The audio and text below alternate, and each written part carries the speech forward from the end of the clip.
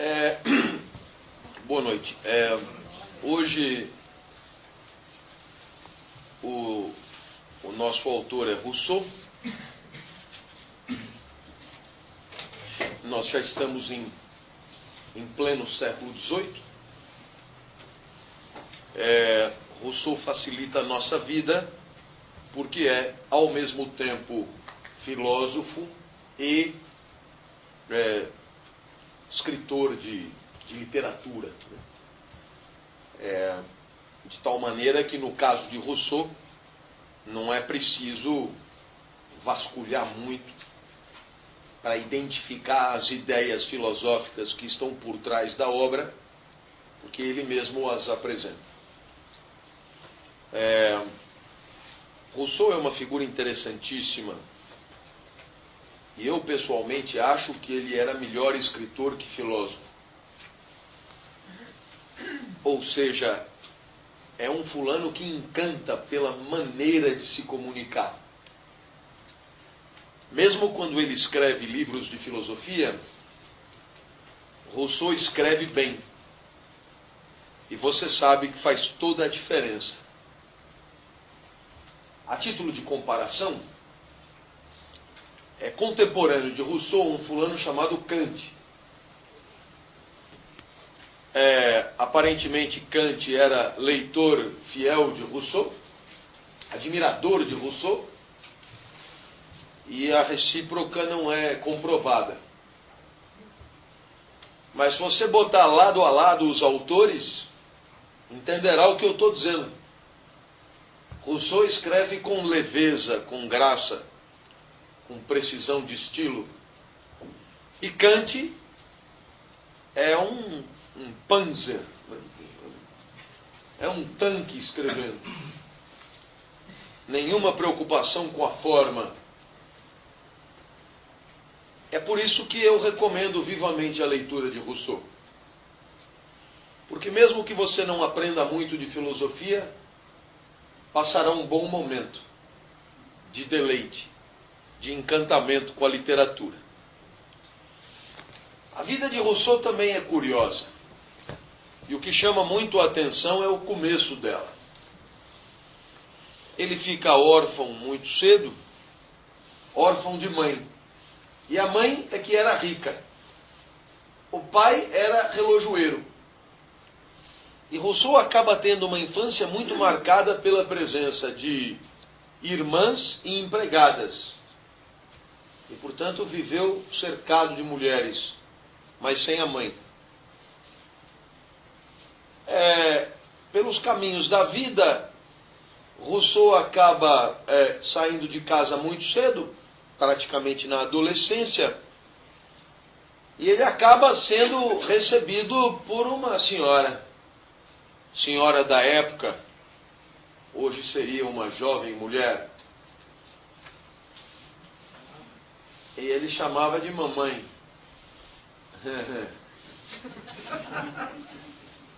Mas era uma mamãe multiuso, né? Copiadora, fax, secretária eletrônica, scanner. Mãe espetacular. E Rousseau é amante da famosa Madame de Warrens durante muito tempo. E por essas travessuras da vida, a Madame de Warrens substitui Rousseau, depois de um certo tempo, por um mancebo mais jovem. E Rousseau vai para Paris. E assim, a vida dele é marcada por uma característica interessantíssima. É alguém que, na verdade, dinheiro nunca teve, mas sempre esteve convivendo na alta. E sempre patrocinado por alguma mulher que o acolhia em seu regaço, como diriam os espanhóis. Espécie de sonho de consumo existencial. E como se não bastasse, ainda era um gênio. Então, são essas coisas que irritam. tem o fulano que nasce burro e só se fode do nascimento à cova. Pois Rousseau é o contrário disso. É o gênio que foi enfileirando a mulherada da mais tenra infância até morrer. Esse é Rousseau. Claro que ele teve problemas. Porque chegou uma hora que... Tem uma hora que a gente começa mesmo a oferecer cada vez menos no quesito da libido. E foi aí que a vida dele começou a ir para o vinagre. Rousseau acabou criando problema com todo mundo, porque tinha uma filosofia de muita personalidade, de muita musculatura, né? E é sabido que Rousseau andou exilado em muitos lugares, né? Ele, embora fosse suíço, era muito marcado pela presença na França e da França, e acabou exilado na Inglaterra, onde foi recebido nada mais, nada menos, não era uma mulher, mas quase, David Hume, né? Filósofo, um gentleman. Tem até um livro que conta a amizade de Rousseau, espécie de playboy revoltado com David Hume, um gentleman, amizade improvável, e o título desse livro é Os Cachorros de Rousseau. E é um livro interessantíssimo de ser lido, porque durante um ano coabitaram na mesma casa dois dos mais importantes pensadores da modernidade, o escocês David Hume e o suíço Jean-Jacques Rousseau. E Rousseau, claro, ao longo da sua produção, né, Rousseau tem escritos sobre um monte de coisa. Né? Ele escreve literatura, como é o caso de Júlia ou a Nova Heloísa, mas ele escreve muita filosofia e ele escreve livros marginais na filosofia, como é o caso de Emílio, ou da Educação, que é um tratado de pedagogia, como devemos educar as pessoas para que elas possam viver mais ou menos bem. Eu me atreveria a dizer até que Emílio, ou da Educação, é uma espécie de autoajuda de altíssima sofisticação, onde ele diz, faça isso, faça isso, faça isso, mas não para si mesmo, mas na relação pai e filho, né? É um livro muito interessante, espécie de ícone de quem estuda pedagogia, né? Emílio, ou da Educação. Então, perceba, é um autor super complexo, no sentido de ter escrito um pouco sobre tudo. E a última observação que eu faria, é claro, Rousseau fica imortalizado por ter sido, talvez, o mais prestigioso intelectual da Revolução Francesa. Né? Então, nesse sentido, é impossível, né, falar de Rousseau, né, sem lembrar que a sua produção intelectual foi mola propulsora decisiva da Revolução Francesa. De uma certa maneira, nós podemos dizer que Rousseau sempre foi um filósofo da Revolução. E até o seu estilo é revolucionário. Em que sentido ele é revolucionário? Não que ele escreva diferente dos outros, não. Mas ele escreve para ser entendido por qualquer um. Por quê? Porque ele queria que a sua obra tivesse penetração social. Preocupação que a maioria dos filósofos não tem. Pelo contrário, né? O filósofo que é lido por muita gente não deve ser bom. Né? E Rousseau não. Nesse sentido, nós podemos dizer que Rousseau é um escritor filosófico com preocupações jornalísticas, eu diria. Né? Com preocupações de ser entendido por qualquer um. Com preocupações editoriais, assim, de editorialista. Né?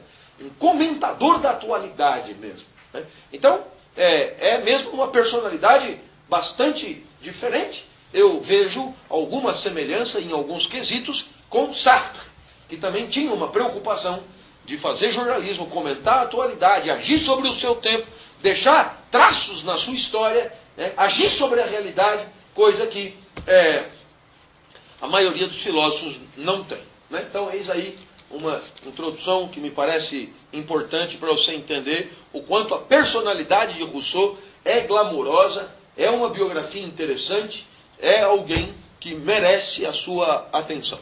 Ok? Muito bem. Eu vou então começar a falar um pouco da Nova Heloísa, ou Julie, se você preferir. São 2 títulos para a mesma obra. E pretendo, tão logo a gente conte um pouco da trama, né, entrar direto nas questões filosóficas que, no caso dessa obra, são muito interessantes, são muito diversas, e é por isso que nós vamos consagrar todo o encontro de hoje a uma obra só. Né? Não é que esta obra tenha necessariamente maior envergadura literária que as anteriores, mas tem certamente maior envergadura filosófica que as anteriores. Por isso, bom, talvez última questão picante antes de começar, Voltaire, autor da semana passada, tinha ódio por Rousseau. Mas isso não era um privilégio de Voltaire. Meio que todo mundo tinha ódio de Rousseau. E eu me atrevo a dizer que é absolutamente compreensível que alguém que come todo mundo e ainda sai bem na fita, desperta mesmo ódio de todo mundo. O senhor só fala em sexo. É um problema meu. Já falei que quem não tiver alinhado com a política pedagógica do curso, tem aí curso sobre o apóstolo Paulo, né? Que eu acho que poderá agradar mais. Trocar sem problema. A obra Nova Heloísa, como você pode constatar, lendo o livro, é dividida em 6 partes. Eu vou respeitar um pouco a sinopse das 6 partes, então, de certa maneira, dividirei a sinopse em 6 partes, dando conta dessa divisão de Rousseau. Se você me perguntar se essa divisão tem algum critério, pois eu vou te dizer que o critério não é propriamente cronológico, porque no final das contas o tempo da trama não é muito importante. Né? O critério também não é um critério que os franceses chamariam de événementiel, que é acontecimental, quer dizer, em cada parte acontece alguma coisa importante. Também não é bem assim, porque quase tudo o que acontece, Rousseau já conta na primeira parte. E, portanto, se você perguntar por que ele dividiu nessas 6 partes, você encontrará 1 milhão de explicações dos comentadores e nenhuma delas satisfaz. Portanto, fique com as 6 partes sem entender muito bem por quê. A história da Nova Heloísa é uma história de amor. E é por isso que a Nova Heloísa é conhecida como uma obra pré-romântica. É uma antecipação histórica do romantismo. A obra Nova Heloísa deve ser entendida como um anúncio do romantismo. Né? Ou, se você preferir, um prenúncio do romantismo. Então, nesse sentido, todos sabemos, o romantismo é uma escola literária eminentemente do século XIX, né? Portanto, de 1800 e bolinha em diante, e nós estamos em 1751, razão pela qual só podemos entender a obra Nova Heloísa como uma obra romântica antes do seu tempo, propriamente, né? Antecipadora do seu tempo. Tá claro? Então, se você for pegar esses manuaizinhos de literatura que são chatíssimos de ler, que comentam as escolas literárias, lá consta, né? Eu me lembro que eu fiz aí curso de civilização francesa, Nancy I, Nancy II, Nancy III, Nancy XVIII, e tinha lá uma obra chamada Lagarde et Michard, que é obra oficial do pensamento chapa branca, né? E nessa obra oficial do pensamento chapa branca, quer dizer, aquilo que você deve decorar para passar no baccalaureat, no vestibular ou no Enem, pois lá consta, romantismo, corrente literária do século XIX, né?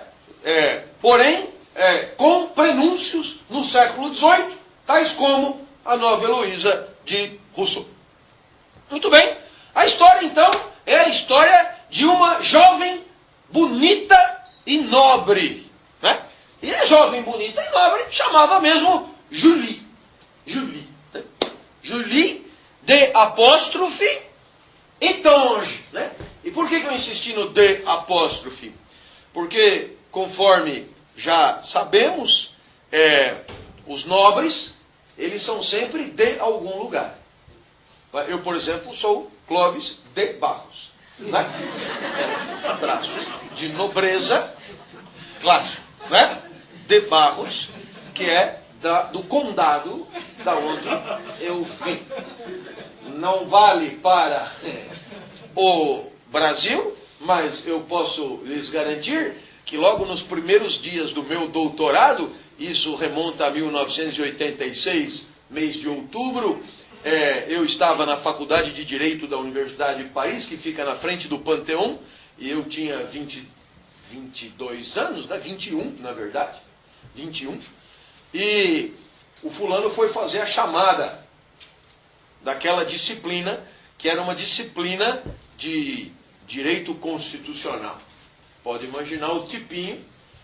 Aí o fulano lê lá o meu nome, Clovis. Sabem que Clovis é um nome histórico, né? Francês, simplesmente é o fundador de Paris, né? O rei Clovis, rei cabeludo, acredite, que fundou Paris.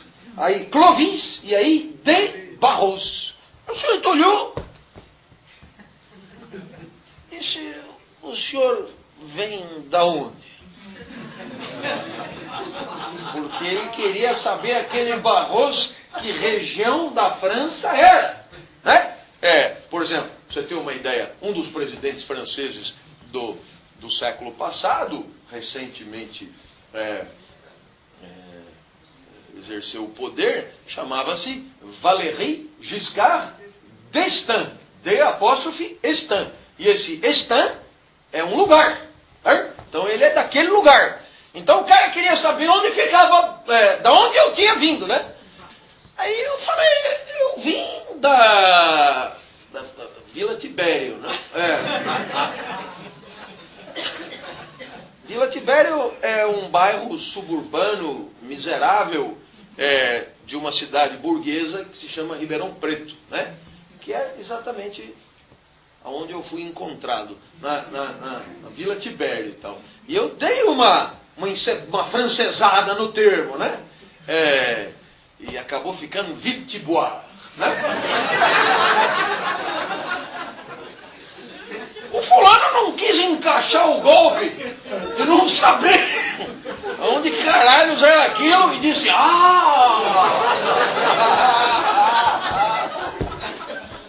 Porque realmente o ser humano é deprimente com os dois pés. E não importa onde, pode estar na Sorbonne, no caralho, a gente é tosco mesmo, né? Ville Tibois. Depois o cara veio falar comigo e eu revelei a verdade. E a verdade produziu nele um desconforto visível. O senhor é brasileiro? Pô, que coisa medonha! Eu falei, na verdade o nome é Vila Tibério, é um bairro pobre de Ribeirão Preto, que é uma cidade interiorana. E eu ia falando e o cara, não, para! Você é um merda absoluto, velho! Né?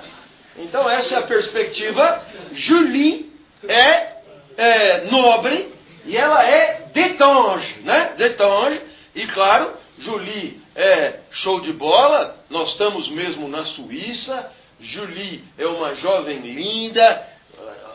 Ela é descrita na obra É importante que se saiba que esta obra é uma obra epistolar, quase tudo na obra são cartas, certo? Trocadas, tanto que a obra, o nome original da obra não era nem Nova Heloísa, nem Julie, mas era cartas trocadas entre dois amantes habitantes de uma vila no pé dos Alpes.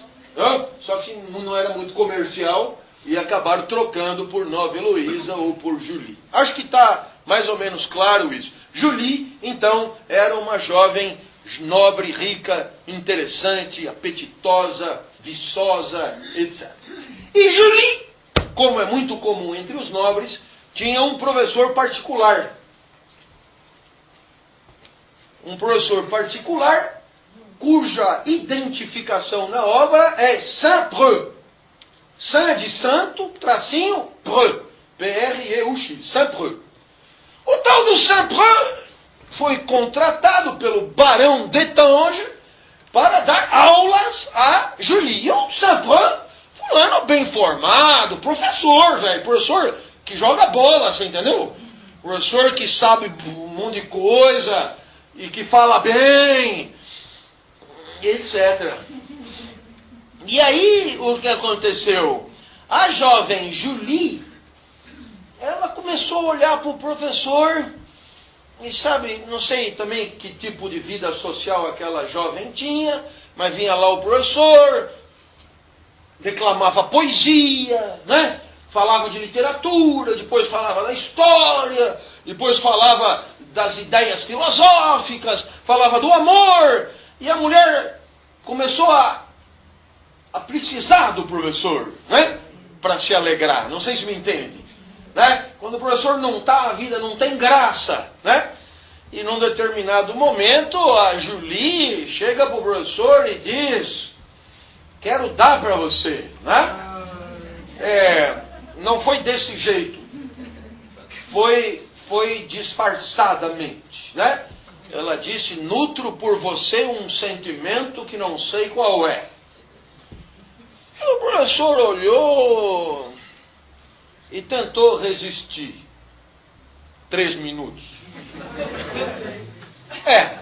É o código de ética do sindicato local. Exigia esses 3 minutos de resistência. Passados os 3 minutos, virou para ela e disse: é nós. É nós, né? E aí os dois começaram a se relacionar. O problema, você já imaginou qual é? O problema é que o professor, como costuma acontecer, era um pé de chinelo espetacular. Micharia mesmo. Nem sombra de nobreza. Nada, né? Espécie de Vila Tibério local. Uma coisa medonha. E então a Julie, que não era lá nenhum Einstein, já tinha aprendido o suficiente para saber que não ia rolar muito fácil o romance dela com o professor. Tá certo? Ficou claro isso? Família não ia topar. Então, Julie e Saint-Preux acabam vivendo um romance secreto. Olha que beleza. E esse romance secreto só tem uma testemunha. A prima de Julie, chamada Claire, que também não era de se jogar fora. Professor foda, velho. Então, era isso. Julie, a prima e o professor. E por que a prima sabia? Porque a prima tinha aulas, a Julie. A prima era inferior socialmente. Mas para não se sentir sozinha, a Julie chamava a Claire para ter aula com o professor. E aí começou a rolar uns negócios, a Claire percebeu, e tem um momento que é relatado em que o professor está dando aula para as duas no bosque, e o professor beija Julie na frente da Claire. E aí então fica sacramentada aquela relação de amor que não conta com a bênção de mais ninguém, a não ser da prima da Julie. Muito bem. A coisa não demorou para se saber. E o que foi que aconteceu? O nosso amigo Barão começou a perguntar qual era a do professor. Primeiro numa boa. Minha filha, o que você acha do Saint-Preux? Ah, é ótimo professor. Não é isso que eu quero saber. Eu quero saber o que você sente por ele. Não, eu... Na moita. E essa história vai, até o ponto que Julie vira para o professor e diz, é melhor você fazer uma viagem, diz que você vai precisar se ausentar, porque a situação lá em casa começa a ficar opressiva. Saint-Preux viaja, ele está o tempo inteiro indo para a Itália, o que é normal para quem está na Suíça, né? É como ir até Indaiatuba, né? Vai à Itália, volta e tal. E o que acontece? Num determinado momento, o barão fica ciente da relação amorosa dos dois. Esse é o momento. E o barão vira para o cara, Saint-Preux, e diz, malandro, cai fora. E Saint-Preux, ele se afasta, a pressão social é violenta sobre ele, porque o barão controlava meio que a cidade, e nós estamos falando de Genebra mesmo, né? E tanto que Julie e o nosso amigo Saint-Preux passeavam pelo lago Le Mans, que é o lago de Genebra. Quem conhece Genebra está visualizando a cena. Esse lago é lago para mais de uma relação amorosa. Quem não se lembrará de Lamartine, no século XIX, com a poesia Le Lac, né? E o lamento da morte da jovem amada, na época da tuberculose. O fato é que o lago de Genebra é peça-chave no processo, mas o nosso amigo Saint-Preux é obrigado a ir embora e vai, num primeiro momento, para Paris. Então eu tenho a impressão que, acredite se quiser, tudo isso está na primeira parte. Toda a parte factual da trama está na primeira parte. A segunda parte é consagrada quase que exclusivamente a um relato que Saint-Preux faz de Paris, através de cartas. E qual é a ideia, né? O que está por trás? O contraste de Paris e Genebra em relação a quê? Em relação às possibilidades de amar sem tanta pressão social. Tá claro? Então perceba que, nesse momento, Paris é apresentada como um lugar legal. Né? Por que é legal? Porque é menos opressivo do que Genebra, e aonde eles talvez pudessem ter uma vida de amor livre. Saint-Preux também vai para a Inglaterra, e aí entra em cena um fulano chamado Milord Edward. E o Milord Edward vira para o Saint-Preux e diz, manda chamar a Julie, velho. Porque aqui na Inglaterra não tem nada disso. E eu acolho vocês aqui, vocês vão ser felizes aqui e tal. Essa carta vai para Genebra, mas Julie, embora completamente transtornada pelo amor por Saint-Preux, não tem coragem de deixar a Suíça para ir morar espuriamente com Saint-Preux na Inglaterra. Essa é a segunda parte. O que importa reter da segunda parte? Que nesse momento da trama, Paris é apresentado como um espaço onde aquele amor seria possível.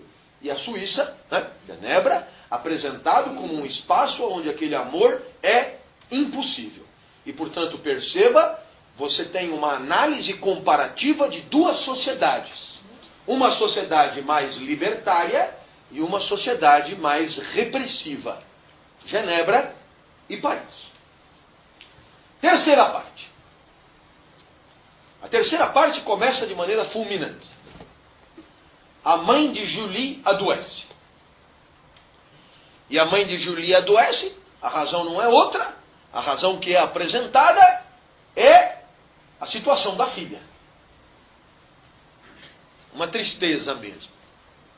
A menina aí apaixonada por um professor, situação pior impossível. Então, Claire manda uma carta a Saint-Preux pedindo para Saint-Preux largar a mão de Julie. A situação é uma situação absolutamente complicada e ela se complica mais porque a mãe, a baronesa, morre. E Julie está convencida de que a mãe morreu por sua causa. A mãe morreu por causa do seu amor. A mãe morreu por causa do amor indevido entre ela e Saint-Preux. Nesse meio tempo, o barão promete Julie a um amigo seu. Esse é um passo decisivo. Por quê? Porque é o passo mais surpreendente da trama. Esse fulano entra na história da maneira mais ilegítima possível.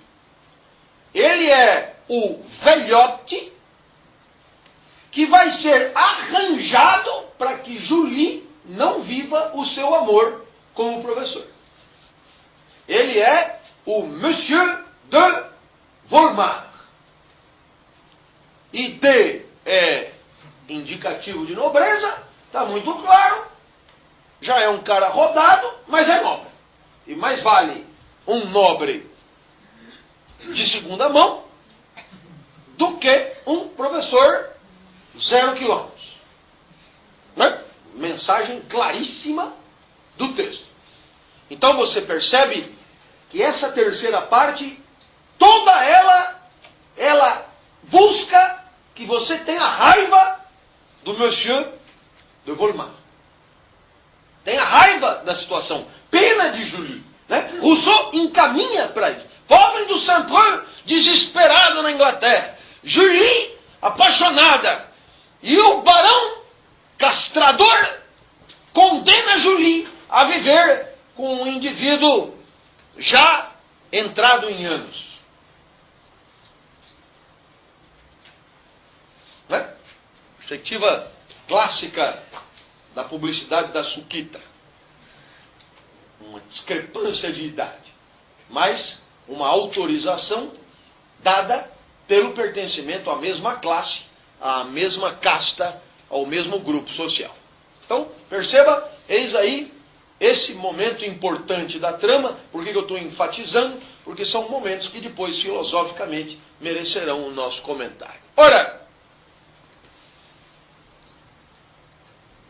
nesse momento da trama, é o momento em que não havia mais o que fazer. E Saint-Preux é o primeiro a dizer a Julie, não dá. É melhor você se curvar. É melhor você aceitar. E esta é uma carta longa. A carta em que Saint-Preux, dilacerado, pede a Julie que esqueça dele. Pede a Julie que aceite Volmar. Pede a Julie que viva a sua vida. E é exatamente por conta dessa carta que Julie decide se casar com Volmar. Eu espero que você perceba, estamos aqui num momento chave em que o amor foi aparentemente destruído por uma situação institucional. Julie se casa com Volmar. E aí, claro, o que é que você espera da trama? que a vida dela seja uma vida coberta de infelicidade, dor e sofrimento. Mas eis aí a surpresa que reserva o gênio de Rousseau. O tal do Volmar estava longe de ser tatu. E o que foi que ele percebeu? Tudo o que era. Até porque Julie, pouco a pouco, começou a simpatizar tanto com ele, que acabou contando para ele as coisas como elas eram. E Volmar tirou Julie de Genebra, levou Julie para Clarence, uma espécie de águas de lindóia local, entendeu? Numa espécie de uma chacrinha, botou a mulher lá, embuchou ela 2 vezes e montou um esquema de vida descrito por Julie em epístola para Saint-Preux como uma situação de matrimônio comedido e moderado. Veja que curioso. Perceba que já não é tão ruim. Perceba que já não é catastrófico. E as cartas vão dizendo, no final, meu marido é interessante. Nada de mal me acontece. Nós não temos aqui nenhuma sofisticação, mas temos uma vida tranquila. Temos uma vida em paz. Temos uma vida longe da agitação da cidade. Temos uma vida onde o que temos nos basta. Temos uma vida frugal. Temos uma vida de companheirismo e amizade. Temos uma vida de amor pelos nossos filhos. Temos uma vida onde não pretendemos muita coisa. Por isso não temos grandes frustrações. No final das contas, Saint-Preux, a minha vida é melhor agora do que quando eu era desgraçadamente apaixonada por você. Oh, nosso amigo! Você percebeu? A questão filosófica aqui é maiúscula. O cara deu a volta. Mas esse cara, que era tigrão, espécie de sábio da vida como ela é. Eu tenho um amigo que é assim. Não sabe teorizar. Não tem competência para abstrair. Mas na hora de viver a vida, é um mestre. Dá nó em pingo d'água. Quando tudo se apresenta contra ele, eu não sei o que ele faz, que todo mundo aplaude. É um espetáculo, né? Ora, esse é o marido de Julie. E o que aconteceu? O marido de Julie convida Saint-Preux para visitar Clarence. Mandou vir. Venha cá, rapaz.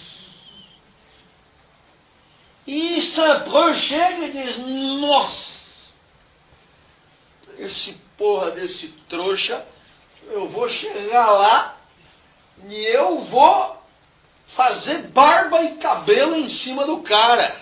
Ele que vá aparando os chifres. Agora é nós. Essas eram as intenções iniciais de Saint-Preux. E com 2 ou 3 dias, Saint-Preux se dá conta de que não é bem isso que Julie quer mais, não. E Saint-Preux se dá conta que aquela família vive feliz. E Saint-Preux se dá conta que ele mesmo é feliz ali. E aí, o cúmulo da história. Ele se apresenta para ser preceptor dos filhos do cara. Esse é um momento maior da trama. É um momento em que a vida deu a volta e a paixão dilacerante se converteu em ataraxia, em vida zen, em tranquilidade estoica. E aí, todos em Clarence viviam felizes. A ponto de Julie convidar Claire, a prima, para vir também.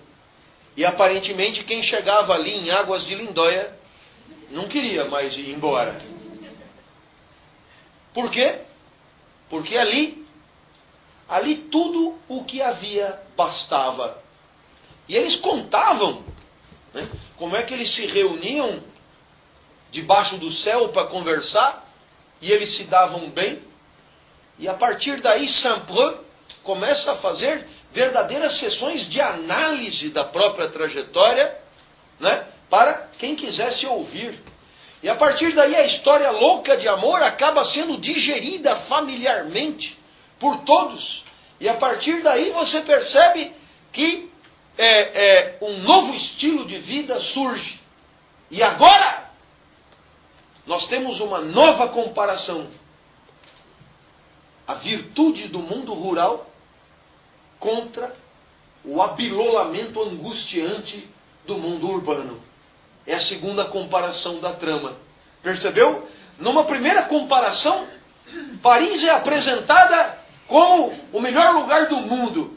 E a Suíça, uma desgraça repressiva. E numa segunda comparação, inverte-se a situação. E agora, perto da natureza, perto da vida do campo, inverte-se a comparação e o valor positivo é atribuído à chácara em Clarence, e a vida de Paris, Londres e mesmo Genebra é apresentada como uma vida ruim, a esquecer. Essa história termina. E essa história termina num dia em que Marcelin, um dos filhos do casal, vai nadar. Você tem que entender que é coisa de francês, velho. Não é assim, Hollywood. E o moleque vai se afogar. Para ele não se afogar, Julie cai no lago. Salva o menino. Mas morre. Morre não afogada, morre em função das consequências daquele gesto. Muito provavelmente, imaginando Suíça, coisa muito gelada, pegou doença pulmonar e morreu. E deixa uma carta para Saint-Preux. Carta para ser entregue pelo marido. Carta em que confessa que nunca deixou de amá-lo. Mas que aquele amor que nunca deixou de existir foi a pior coisa da sua vida. De certa maneira, o momento de maior infelicidade de toda a sua trajetória. Se você me perguntar por que pedir ao marido para entregar tal tipo de carta ao ex-amante, essa resposta Rousseau parece guardar consigo. O que temos são as interpretações. Para uns, um prêmio ao marido, a vitória definitiva do marido sobre o amante. Para outros, uma perversidade de final de vida. O fato é que a trama se encerra assim. Julie morre. Claire revela o seu amor por Saint-Preux, mas jamais ousaria esposá-lo. E a vida segue com o marido, o ex-amante e a prima vivendo juntos, e Julie morta. Professor, a história é meio sem graça.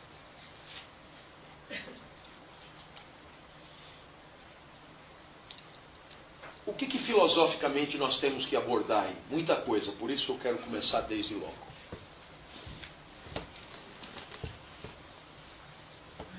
A história tem claramente dois momentos do ponto de vista filosófico. O momento da tormenta amorosa e o momento da paz campestre. Então é claro que eu espero que você me entenda que essa história é uma história filosófica por excelência. Uma verdadeira reflexão sobre a vida que vale a pena ser vivida. Um verdadeiro duelo entre dois estilos de vida. Né? Uma verdadeira luta entre duas concepções de existência.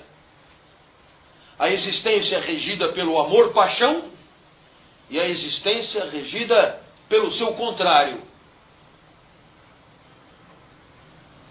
Pela tranquilidade, pela ataraxia, pela paz e pela calma.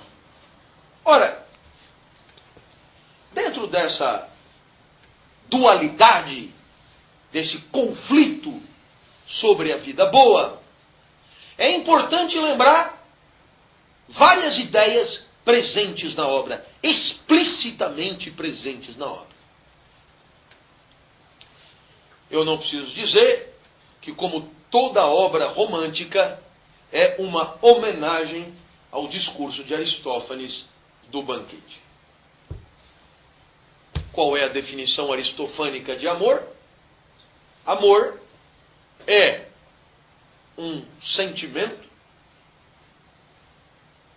que pressupõe o reencontro de duas pessoas que, em tempos outros, já estiveram juntas, unidas.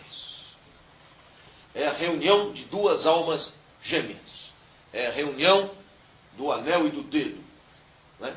A alegoria de Aristófanes é a alegoria que nós éramos bolotinhas, com 4 braços, 4 pernas e 2 caras, e 2 cérebros e 2 sexos, e por conta de um castigo divino fomos separados no meio, e passamos a desejar desesperadamente o reencontro da unidade fundamental. E o amor é o sentimento que temos quando reencontramos essa unidade fundamental. Enquanto não há amor, há desejo. Esse desejo é uma desgraça, é o resultado do castigo, é uma merda mesmo. Esse desejo é uma miséria sobre a terra. Mas quando encontramos a metade que falta, aí é show de bola. Por quê? Porque esse amor é o único que poderia ser. Por que é o único que poderia ser? Porque só amamos uma vez. Só podemos amar uma pessoa, que é, digamos, aquela a quem estávamos unidos em outra dimensão, em outra esfera, em outro momento. Né? Então só podemos amar uma pessoa. Ah, eu já amei 34 homens. Não. O que você está fazendo é procurar. Né?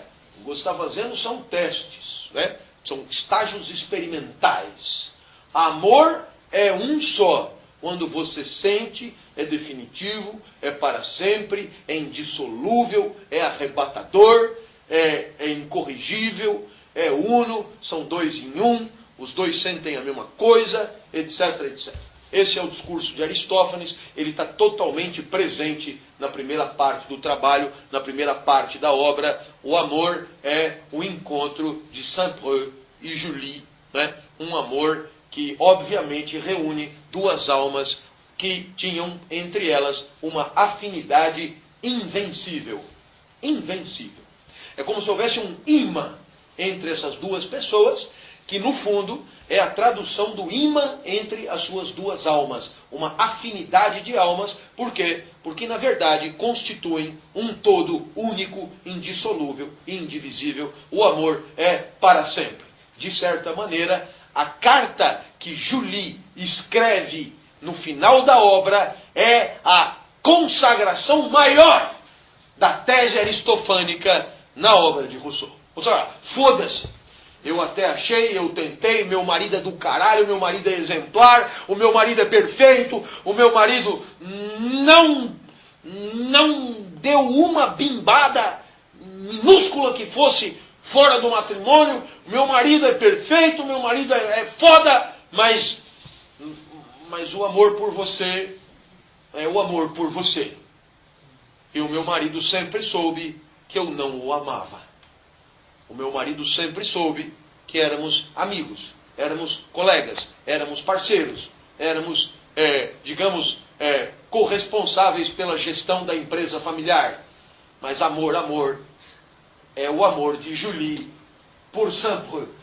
E aconteça o que acontecer, esse amor persistirá.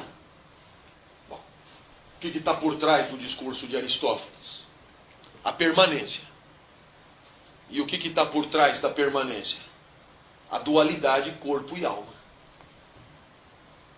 Em outras palavras, o amor aristofânico, para ser como ele é um amor de alma. E o que é um amor de alma? Um amor de alma é um amor que trata mal o corpo. Se você bimba ou não bimba, não é relevante. Né? Se na verdade a pessoa é gostosinha ou não é gostosinha, também não importa muito. Porque o amor de alma é um amor que vence distâncias. É um amor que se alimenta, né? Justamente, a sua força está justamente numa atração que independe, né, do corpo. E é por isso que você pode ir se estragando ao longo da vida. Mas eu vou te amar mesmo assim. Você pode eventualmente ganhar uns quilinhos. Eventualmente até em 2 dígitos. Ou 3. E eu vou te amar mesmo assim. Porque quando a alma ama, o corpo é um detalhe irrelevante. E é por isso que o amor romântico, o amor de Aristófanes, não é o desejo. Por quê? Porque o desejo, sim, está muito à mercê da parte fenomênica do amor, da parte visível do amor, da parte palpável do amor, da parte lambível do amor. O desejo, sim. O amor, não. Amor, não. O amor, quando é definitivo, para sempre, imutável, eterno, consagrado, não importa. E vou mais longe. Não vou mais longe. Não vou mais longe. Ia falar, mas não vou falar porra nenhuma. Por que não rolou nada lá com ele? Ele quem? Que eu já me perdi. O professor. Casa, junto com o marido, que pelo jeito não tinha problema nenhum. Por que não rolou entre os dois lá? Não precisava rolar. Quer dizer, rolar é contra o amor? Não. Não é contra. Mas também não é necessariamente a favor. É um detalhe sem importância. Porque quando o amor ele é. Se a pessoa está ali ou não está, se a pessoa está na sua cama ou não está, se a pessoa... Não importa. Porque eu amo você. E amando você, nossas almas são afins. Se o corpo copula ou o corpo não copula, é um problema do corpo. Absolutamente despiciendo para o amor da alma. Irrelevante. Opção pelo virtual. Não, a palavra virtual é uma palavra anacrônica aqui, né? Prefiro essa ideia. Agora, eu espero que você entenda que Aristófanes é aqui o discurso que fundamenta filosoficamente a trama. Porque desde a primeira carta até a última carta, tudo mudou. Julie casou, Julie não casou, Julie adoeceu, a mãe morreu, o barão não sei o que, o cara fudeu, mandou embora, foi pra lá. O nosso amigo, tem coisas que eu não contei, mas o nosso amigo em Paris andou dando fazendo brincadeirinha, coisa, Paris legal, coisa tal. Não importa, não importa. O amor de Saint-Preux e Julie permaneceu imaculado da primeira à última carta. Não importa se ela se casou, não importa. Qual é a segunda ideia fundamental desse texto? É que apesar do amor ser o que é, questão de afinidade de almas, a sociedade também é o que é. E o que é a sociedade? A sociedade é um espaço regrado de manifestação afetiva. Se você preferir, ame quem você quiser. Ou, para ser mais fiel, ame quem sua alma quiser. Mas saiba que a sociedade tem seus critérios. Em outras palavras, existem amores aplaudidos, existem amores tolerados, existem amores mal vistos e existem amores intoleráveis. E, portanto, eis aqui a perspectiva com a qual inauguramos a aula depois do intervalo. A obra é o relato de um enfrentamento entre o afeto e as condições socialmente autorizadas de manifestação afetiva. E, portanto, eis aí um segundo discurso fundamental para a compreensão da obra, o discurso de Pausanias, sobre o qual passamos a falar imediatamente após o vinhozinho. Todos sabemos, os matrimônios eram o resultado de explícitas orquestrações entre famílias.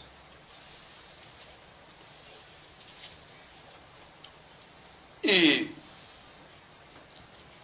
poderíamos dizer que, com a revolução comercial e a emergência do mundo capitalista, as relações matrimoniais acabaram sendo coisa de amor. E muita gente passou a entender que isto queria dizer uma total autonomia das pessoas para amar. E, naturalmente, o que está sendo explicado nessa obra é que a sociedade, inclusive hoje, tem seus critérios de atribuição de valor aos afetos. O que isso quer dizer? Os afetos são o que são. Você ama ou você não ama, não é uma questão moral, por definição. É uma questão de afeto. Mas não é pelo fato de que o amor brote da natureza que ele esteja imune a uma classificação, a uma normatização e a uma regulamentação social. Em outras palavras, o amor pode não ser uma questão moral, mas é uma questão política.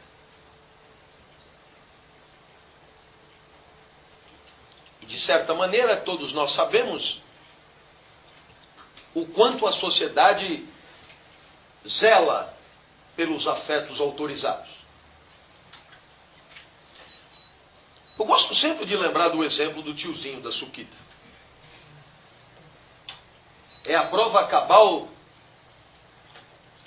da castração social high-tech via publicidade.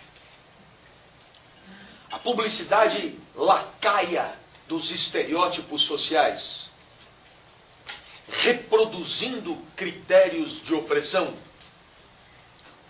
de tal maneira a gerar uma opinião quase unânime de que a abordagem do tiozinho no elevador seria inaceitável. Por uma discreta discrepância etária.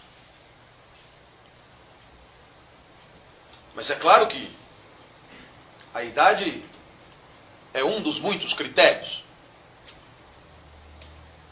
E quem não haverá de se lembrar ou imaginar uma senhora que comenta com sua vizinha sobre a alegria que sente com a nova namorada do filho. Moça boa. E moça boa quer dizer de boa família, moça caseira, os pais estão bem, assim que nem ele, até se parecem, branquinha que nem ele, do zóio azul, loirinho, uma beleza mesmo, viu? Benza a Deus, tomara que Deus conserve.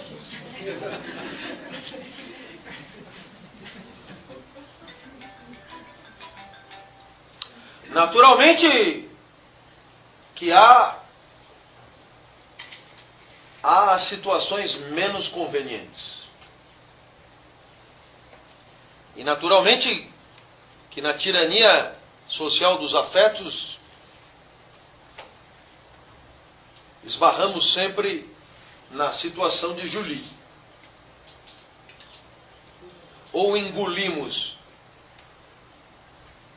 o que a sociedade nos impõe, ou lutamos para fazer triunfar os nossos afetos contra a tirania social.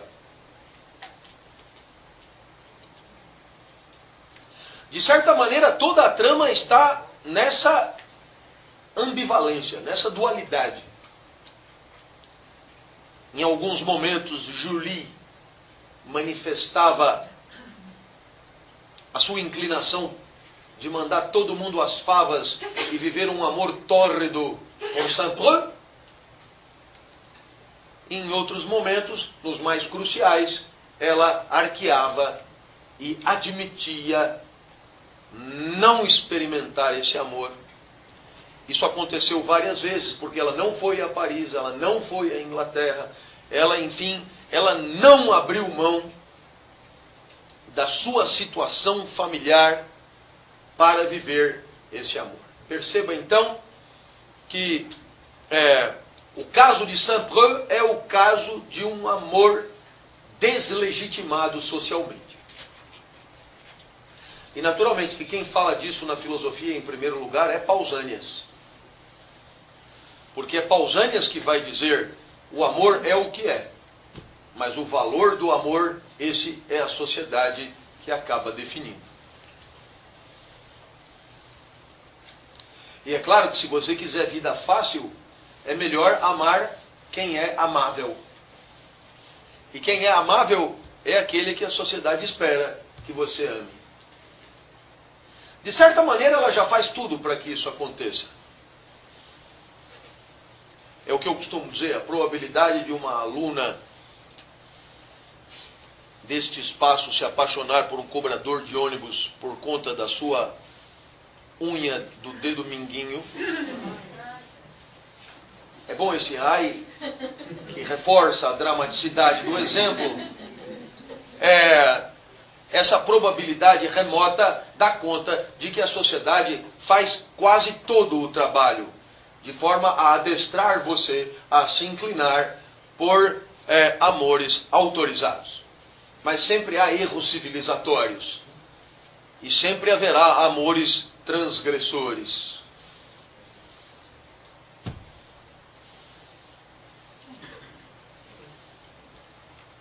Como o do jovem de 16 anos pela sua professora de inglês de 68.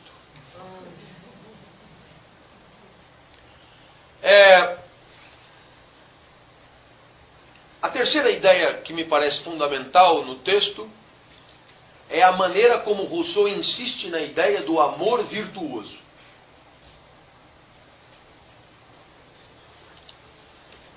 E essa ideia do amor virtuoso você também encontra no Banquete de Platão nas palavras do Fedro. mas com outro sentido aqui. Para o Fedro do banquete, o amor é condição da vida virtuosa. E por quê? Porque quando você ama, você busca a admiração do amado. E para obter a admiração do amado, você age de forma a atualizar os teus talentos. Concepção clássica de virtude dos gregos. Atualização dos próprios talentos. Então você tende a agir excelentemente para buscar a admiração do amado. Quando você não ama, foda-se, dirá Fedro. Vou agir excelentemente por quem? Não preciso da admiração de ninguém. Então perceba que a virtude e o amor estão associados em Fedro, mas estão associados por uma via travessa, né? Por uma via indireta, que é o olhar do outro. Por que eu vou agir virtuosamente? Para você que eu amo, me admirar. Ora, o amor em Rousseau também é virtuoso. Mas não é por conta dessa pirueta. Não é porque eu quero que você me admire, então eu vou agir de maneira a você me admirar. Não. O amor em Rousseau é virtuoso porque o amor em Rousseau é uma manifestação da natureza. E para Rousseau, tudo que é manifestação da natureza é virtude. Eu espero então que você me entenda que nós estamos sob o guarda-chuva de um pensador que inventou a expressão bom selvagem. Em outras palavras, aquele que age regido pela sua natureza não pode agir mal. Porque a natureza é o que é e ela é virtuosa. O azar, na perspectiva rousseauista, é que temos que viver em sociedade. E a sociedade corrompe o homem. A Nova Heloísa tem que ser entendida sob a égide desse pano de fundo da filosofia de Rousseau. O homem nasce bom e a sociedade o corrompe. Pois não? Pode ser que não tenha nada a ver, uma curiosidade. Porque Spinoza fala que vive bem quem vive de acordo com a própria natureza. Não tem relação nenhuma?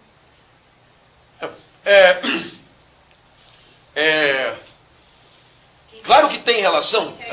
Claro que tem relação. Mas procure entender. Os objetivos dos filósofos são diferentes. Rousseau é um cara invocado com a sociedade do seu tempo. Por isso ele é um revolucionário.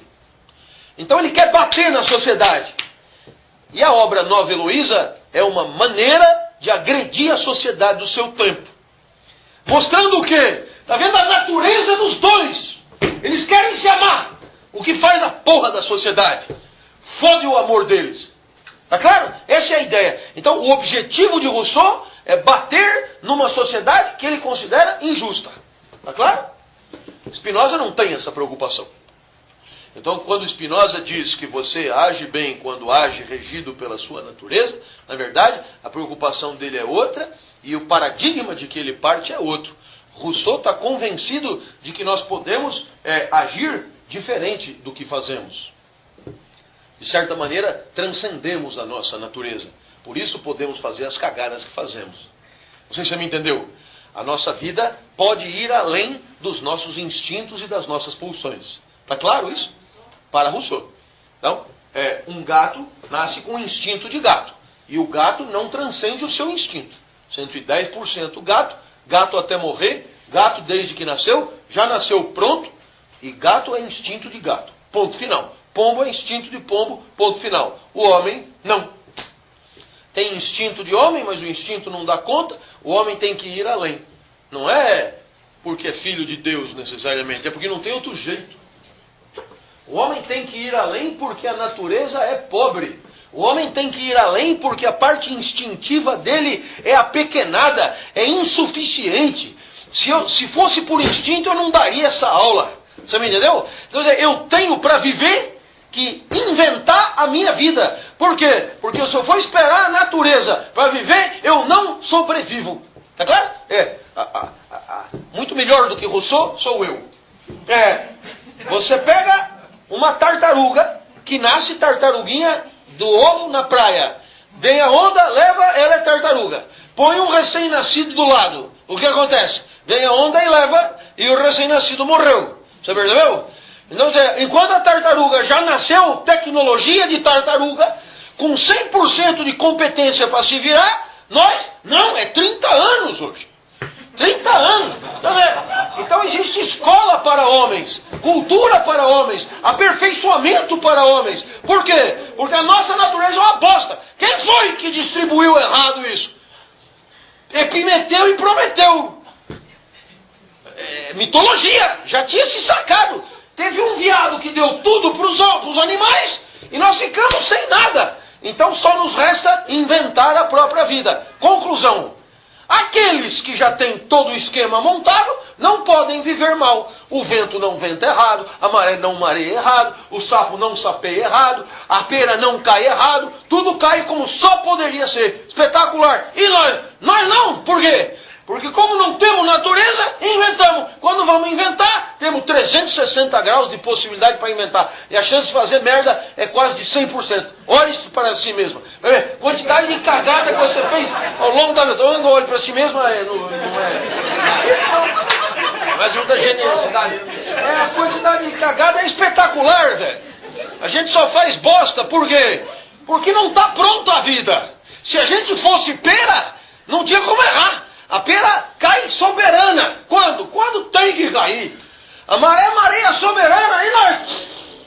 Porque não está pronto. Então não sabe se vai, não sabe se fica, não sabe se beija, não sabe se não beija, não sabe se dá, não sabe se come, não sabe se vai, não sabe se avança, não sabe se estuda filosofia, se compra uma bicicleta. Uma merda, uma angústia, uma desgraça completa. Portanto, não dá pra... Como é seu nome, senhorita? Paula. Se na próxima vez te perguntarem, você quer voltar ao mundo, o quê? Qualquer coisa menos humano. Por quê? Porque até um cabide já tem a vida dentro de um armário. Enquanto você... Então é uma infelicidade mesmo, viu? Olha, desgraça. Esse é o Ficou claro? Então, o que percebeu qual é a sacada da história? Para o Rousseau, nós somos artesãos da própria existência. E não é para nos vangloriar, é porque não tem outro jeito. Tá claro? Para o Spinoza, não. Para o Spinoza, a pera cai, a maré mareia, o sapo sapeia e você pauleia. Não tem diferença. Você que acha que tem, mas não tem. Tá claro? Então, de certa maneira, você é 100% natureza e, portanto, é o que só poderia ser. E isso é bom. E o Rousseau, não. Você pode viver mais próximo das inclinações naturais e viverá melhor. Ou pode entrar na onda da vida em sociedade. Aí, olha, meu amigo, aí você vai se fuder. Por quê? Porque a sociedade é tirânica, a sociedade é asquerosa, preconceituosa, medíocre, pobre, cheia de regrinhas medíocres, de pequenos... Entendeu como é que é? Você sabe do que eu estou falando? As pessoas valem pelo carro que tem, você entendeu? É por isso que elas compram Hyundai, sempre novo, o caralho, vem outro, BMX, KWJ, o meu abre aqui, o meu explode, o meu fica. E o que é pior, como os caras vão ganhando dinheiro, é uma disputa um contra um, uma merda, né? O cara me pergunta outro dia, já falei isso, o senhor não tem helicóptero? Eu falei, ainda não. Mas... Sem helicóptero você não tá in. Você entendeu? Não tá in. Tá claro? né? Veio me pedir depois endereço de uma psiquiatra, porque estava pensando em se matar. E para quem tem helicóptero é mais fácil.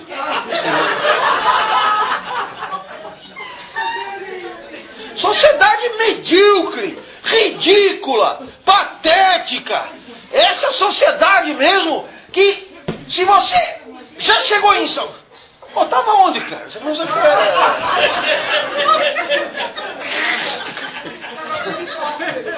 é.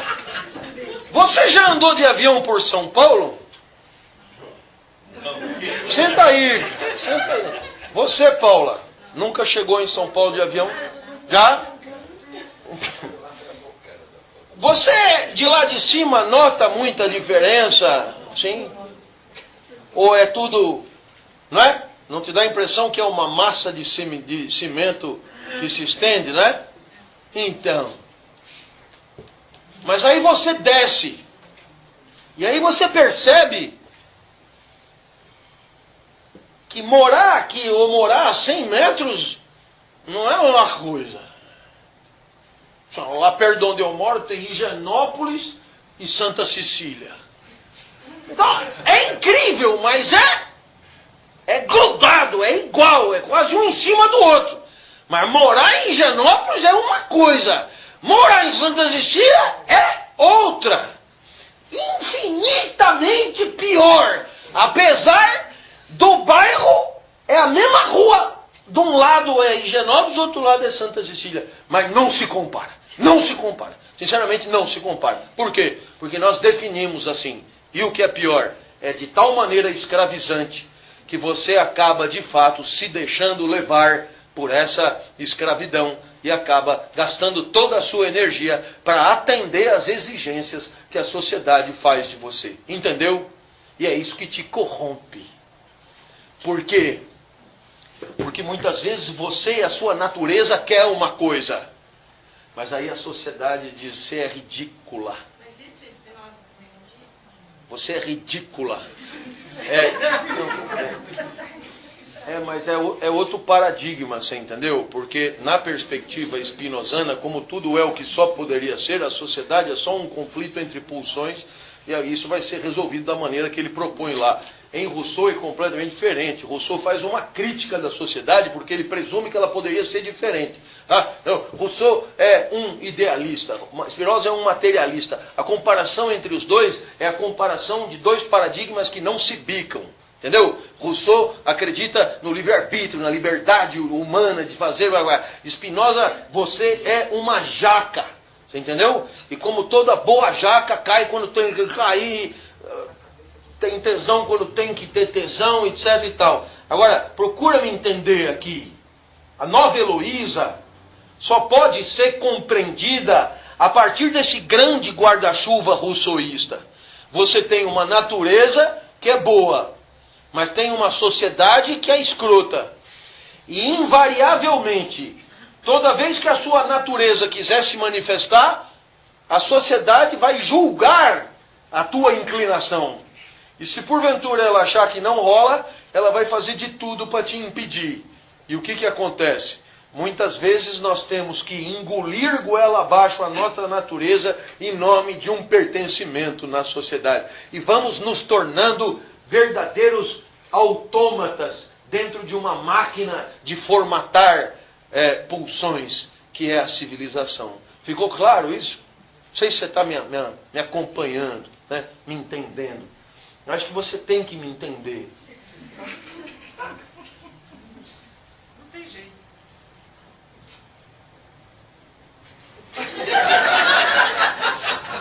Como assim não tem jeito?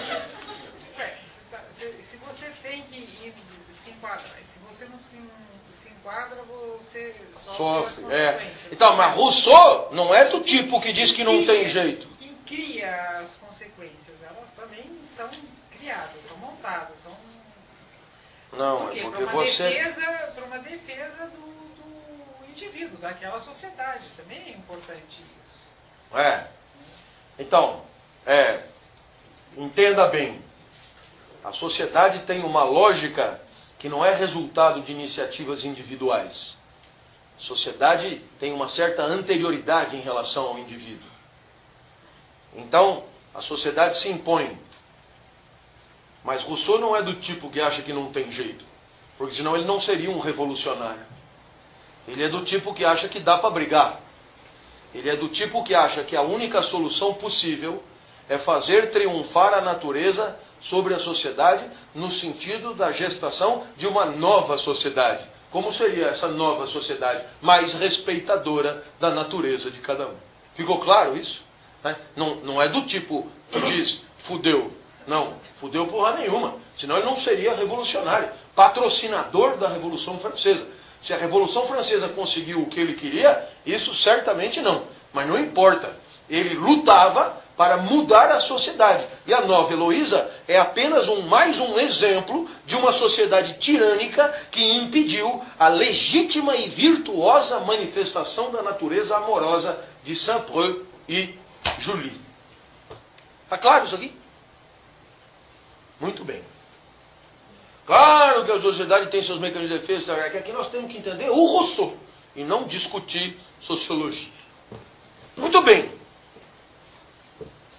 Eu espero que você tenha então percebido que dentro da reflexão rousseauista existe um elogio à natureza e uma crítica da sociedade. Eu espero que você entenda que esta postura de Rousseau é uma postura relativamente contracorrente na modernidade. Porque o entendimento dominante da época de Rousseau é rigorosamente o entendimento contrário. E qual é o entendimento contrário? Uma desconfiança em relação às pulsões, uma desconfiança em relação à natureza e, portanto, o primado da sociedade, né, do contrato social, como forma de adestramento das pulsões. O homem é o lobo do homem, dirá Hobbes, o homem é malvado, o homem é cruel na sua natureza. Porque ele é egoísta, ele é voltado para si mesmo, ele é ruim, e se ele tem alguma chance de dar certo, é a sociedade que pode melhorar ele um pouquinho. Um pouquinho. Então eu gostaria que você entendesse que essa postura de Rousseau, a do bom selvagem, e da sociedade corruptora do bom selvagem, é uma postura que, de certa maneira, vai na contramão, né, de um certo entendimento dominante que é rigorosamente contrário a esse. A natureza é virtuosa e a sociedade é repressiva e castradora e, portanto, viciada, corruptora da virtude natural do homem. Né? Alguém poderá imaginar que uma pessoa exerça o seu talento natural, que uma pessoa coloque na sua atividade profissional muito de um talento que lhe é absolutamente natural. Pois todos sabemos o quanto esse indivíduo terá que enfrentar de obstáculos para fazer triunfar o seu talento natural ante as necessidades que a sociedade define como sendo as dela legítimas, autorizadas e assim por diante. Eu quero dizer o seguinte: a fronteira entre o talento aplaudido e o talento intolerado é uma fronteira convencional. Então você pode ser apresentado ao presidente da República e desfilar em corpo de bombeiro se você tiver a habilidade de arremessar dardo no alvo nas Olimpíadas. Mas se você tiver a habilidade de arremessar um ovo na boca de alguém que boceja, pois esta habilidade já não vai ser muito bem entendida, entendeu? Então, e a fronteira entre as duas é mínima. Então eu acho que você entendeu. Se você bota a bola num gol grande, você ganha 700 pau por mês. Se você bota num gol menor, você ganha 50 pau por mês. E se você bota num golzinho, você joga futebol com seu filho na praia, anônima e amadoristicamente. Eu acho que você entendeu? O tamanho do gol é uma questão de convenção. E dependendo do ajuste entre a tua habilidade e o que a sociedade tolera que você faça, você será feliz ou um idiota. Muito bem. Então acho que até aqui viemos bem. Mas há 2 pontos importantes nessa discussão que ainda faltam ser tratados. É o momento em que a nova Heloísa, Julie, vai com o marido, os 2 filhos, e depois o ex-amante e a prima, para Águas de Lindóia, para Clarence, e vivem lá uma espécie de paraíso. Então é claro na leitura do texto que o que Rousseau está dizendo é o seguinte: Clarence é um lugar que não existe. Para parafrasear Fernão Capelo Gaivota, é um lugar que não existe. Mas que lugar é esse que é tão bom e que não existe? Antes de mais nada, é um lugar de resgate de um estado pré-social, o resgate de um estado de aproximação da natureza, resgate de um estado de imitação da natureza, resgate de um estado em que as relações entre as pessoas são regidas quase que exclusivamente pela camaradagem, pela generosidade e por uma espécie de piedade que temos pelo outro e que todos nós temos. É isso. Então você percebe que Clarence é apresentado como o contraponto de uma vida enlouquecida pelo mundo social. O que caracteriza a vida em Clarence? Onde você vai encontrar o fundamento filosófico para a vida em Clarence? A meu ver, em 2 pontos da filosofia antiga: o epicurismo e o estoicismo. As ideias estão apresentadas quase que como num manual de filosofia. E o que é que o nosso amigo Saint-Preux descobre quando chega em Clarence? Que lá as pessoas vivem com muito pouco. E 2, elas têm um enorme prazer em ter o muito pouco que têm. Naturalmente, essa ideia é uma ideia consagrada no pensamento hedonista de Epicuro. Vive bem aquele que vive com prazer. Mas não qualquer prazer, o prazer com coisas singelas. O prazer com pouco. E aí você perguntará: por que eu vivo bem quando tenho prazer com coisas simples? Porque as coisas simples eu encontro em qualquer lugar. E as coisas sofisticadas, elas são difíceis de encontrar.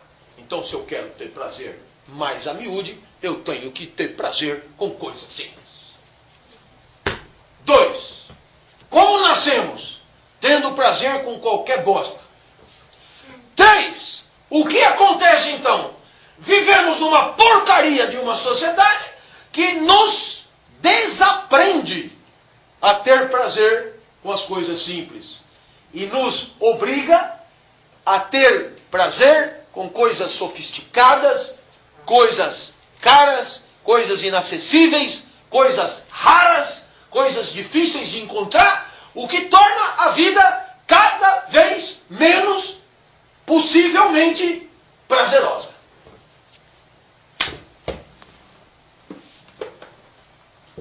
eu comi arroz com galinha e quiabo.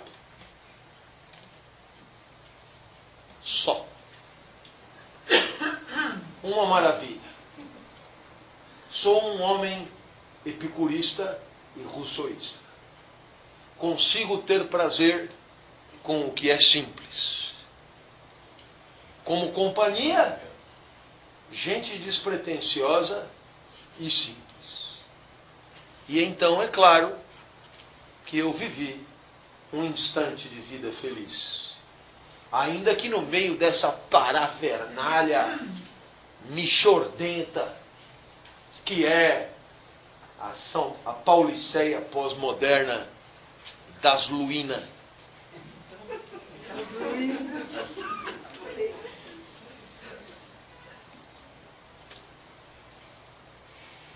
A minha superioridade, capacidade de me encantar com o singelo. Capacidade essa que me aproxima do bom selvagem, que se encanta com o simples. Prerrogativa da civilização, prostituir o homem, corrompê-lo. E o que significa corromper o homem? Dar a ele futilidades que o impeçam de ter prazer com coisas simples e o condenem a ser exigentes. Incrível como nos tornamos exigentes. Veja a tecnologia. Se você não tiver o último grito, você se sente desmunido, desarmado e impossibilitado de uma vida boa. Tudo contribui para que você tenha um prazer cada vez mais condicionado a práticas seletivas de consumo que o autorizem a certos pertencimentos sociais consagrados. E assim, você tendo aberto mão da prerrogativa de ter prazer com o simples, acabou mesmo procurando ter prazer com aquilo que enobrece, com aquilo que é aplaudido pelo outro, com a prática autorizada pelo outro. Eis a primeira ideia. A segunda ideia. Haverá 1 milhão de trabalhos que relacionam o pensamento de Epicuro com o pensamento de Rousseau. 1 milhão de trabalhos. E os dois são tidos e havidos por mais 1 milhão de trabalhos como espécie de antepassados dos pensamentos de esquerda do século XIX. Segunda ideia. A ataraxia. A vida tranquila. Não se trata só de ter prazer com o simples, mas também de não se deixar afetar. E aqui, Clarence é um exemplo de ataraxia. Porque Saint-Preux relata, desde que cheguei aqui, desapareceram os aborrecimentos, desapareceram as preocupações, e muito pelo contrário, eu percebi o quão eram fúteis as preocupações de outrora. Porque aqui, tudo o que eu buscava perdeu totalmente a sua utilidade, a sua serventia e a sua necessidade. Aqui eu não preciso de nada disso. Aqui eu não preciso ir atrás de nada. Aqui eu posso finalmente me alegrar com o mundo como ele é. Resumindo, meus amigos, Rousseau compara aquilo que eu considero um dos mais importantes eixos de classificação do pensamento. Rousseau compara o desejo e a alegria. Rousseau compara eros e filia.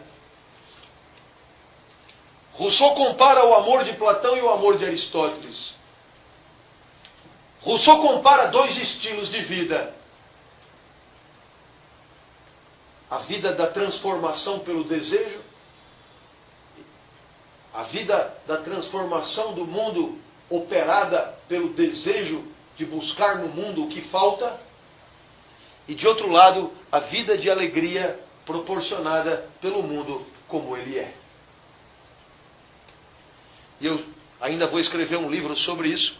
Você pode olhar para toda a história da filosofia e você vai encontrar dois tipos de pensamento. Aqueles que dirão para você, é preciso mudar o mundo que é e, portanto, buscar a materialização de um ideal, ou é preciso se alegrar com o mundo como ele é, porque o mundo é o que é, e é preciso se alegrar com ele. E naturalmente você, diante do que eu estou dizendo, sempre teria curiosidade de perguntar, e se não tivesse, eu responderei do mesmo jeito. E o senhor, o que é que acha? E eu, que não gosto de entrar nesse tipo de dividida, aqui não tenho nenhum problema em dizer o que eu acho. Eu acho que é ruim de todo jeito.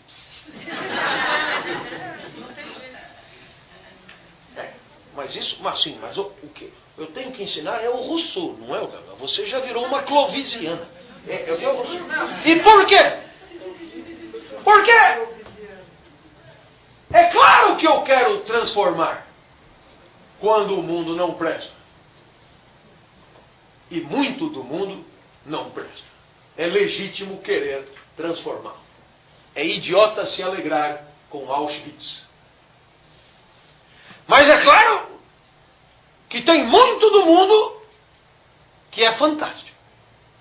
E esse seria idiota desejar transformar. Com esse eu tenho que me alegrar. O problema é que nem sempre as alegrias são tão cristalinas, nem sempre os desejos são tão bem-sucedidos. E muitas vezes nos empenhamos em transformar e não transformamos. E muitas vezes, no encontro com o mundo como ele é, chegamos até a nos alegrar. Mas o problema da alegria é que ela é um afeto, um instante, um ganho de potência, um fluxo. E logo em seguida aparece outro mundo, outro afeto, outra sensação. E a tristeza é correlata da alegria.